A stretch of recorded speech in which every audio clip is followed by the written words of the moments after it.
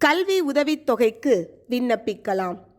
அரசு உதவி பெறும் கல்வி நிறுவனங்கள், தனியார் தொழிற்கல்லூரிகளில் அரசு ஒதுக்கீட்டில் பயிலும் பிற்படுத்தப்பட்டோர், மிகவும் பிற்படுத்தப்பட்டோர், சீர்மரபினர் மாணவர்களுக்கு பிற்படுத்தப்பட்டோர் நலத்துறை சார்பில் கல்வி உதவித்தொகை போஸ்ட் மெட்ரிக் ஸ்காலர்ஷிப் அரசால் வழங்கப்படுகிறது.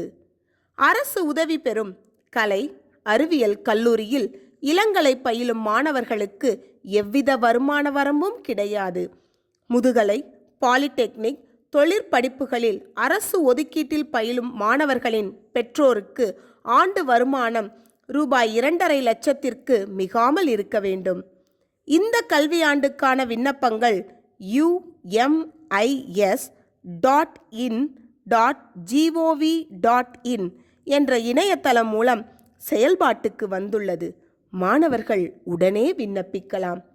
விண்ணப்பத்தை சமர்ப்பிக்க February 28 கடைசி நாள். ஏற்கனவே உதவித்தொகை பெறும் மாணவர்கள் அதனை புதுப்பிக்க விண்ணப்பம் செய்ய வேண்டியதில்லை.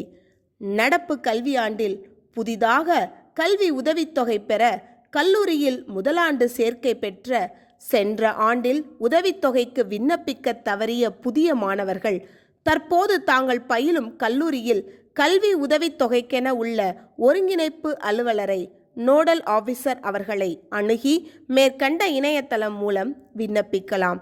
முதல் தலைமுறை பட்டதாரி எனில் அதற்கான சான்றை சமர்ப்பிக்க வேண்டும். இது தொடர்பான சந்தேகங்களுக்கு கலெக்டர் அலுவலகத்தில் உள்ள பிற்படுத்தப்பட்டோர் நலத்துறை அலுவலரை நேரில் சந்திக்கலாம்.